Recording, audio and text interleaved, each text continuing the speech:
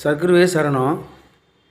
பகவான் எல்லா பக்தர்களுக்கும் தன்னை வணங்குறவங்க தன்னையே நினச்சி தன்கிட்ட பொறுப்பு ஒப்படைச்சு அவங்க கவலையும் அவங்க வாழ்வியலையும் ஒப்படைச்சு அவரே கதின்னு வாழ்கிற யாராக இருந்தாலும் சரி, அவர்கிட்ட பகவானை மனசில் வச்சு, பகவானே எனக்கு இந்த பிரச்சனை இருக்குது, என்ன செய்வேன்னு தெரியல அப்படின்னு அவர்கிட்ட வேண்டி வணங்கும் பொழுது கட்டாயம் கனவுல பதில் சொல்லுவார்.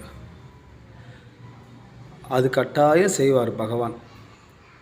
சாமி இருக்கும்போது நேரில் போய் கேட்டாங்க. இப்போ சாமி ஆர்வமாக இருக்காங்க. அதனால் கட்டாயம் சாமிகிட்ட மனப்பூர்வமாக வேண்டி, இறைவா எங்களுக்கு நீங்கள் தான் கதி அப்படிங்கும் பொழுது அதுக்குண்டான ஆன்சர் சாமி கொடுத்துட்றாங்க. இது மாதிரி நிறைய பேருக்கு நடந்திருக்குது. ஒருத்தர் 2 பேர் கிடையாது. பகவானுடைய ஒவ்வொரு அணுவிலும் அது சாத்தியப்படுத்தியிருக்காங்க. சாமி யாருன்னே தெரியாதவங்க கனவுல போய் இங்கே வாடா சாமின்னு சொல்லி வரவழைச்சிருக்காங்க. அப்படி வந்தவங்க கோயம்புத்தூர்லேருந்து ஒருத்தர், அவருக்கு அப்படித்தான் சாமி காட்சி கொடுத்து வரவழைச்சார். அதே மாதிரி மதுரையில் பக்கத்தில் ஒருத்தர் அட்ரஸ் கொடுத்து போய் கூட்டுவான்னு சொன்னாங்க. இங்கேருந்து ஒருத்தர் தேடி போய், இதெல்லாம் சாமி இருக்கும்போது நடந்தது, அவர் அட்ரஸுக்கு போய் இந்த மாதிரி சாமி உங்களை வர சொன்னாங்க அப்படின்னு சொல்லி கூட்டி வந்திருக்காங்க. அந்த கதையெல்லாம் தனி எபிசோடாக நாங்கள் உங்களுக்கு போடுறேன். இப்படி சாமி இருந்த காலத்திலேயே உருவமாக இருக்கும் பொழுது அத்தனையும் சாமி பண்ணியிருக்காங்க. இப்போ சமீபமாக எல்லா மக்களுக்கும் சாமி அருவமாக இருக்கும்போது நம்பிக்கையோடு வேண்டி, கருணை கடலே நீனா கதின்னு கிடக்கிறவங்கள சாமி கைவிட மாட்டாங்க. கனவுல கட்டாயம் பதில் சொல்லுவாங்க.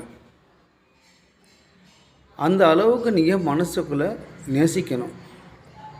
வெறும் மனசளவில் வாயிலவில் சர்க்குரு தான் எங்களுக்கெல்லாம் சொல்லிடக்கூடாது. மனசாரவும் மனதளவுலையும் நீங்கள் நேர்மையானவனாகவும் இருக்கணும். நம்ம ஏமாந்தவனாக கூட இருந்துட்டு போட்டோம், யாரையும் ஏமாற்றவனாக இருக்க வேண்டாம்.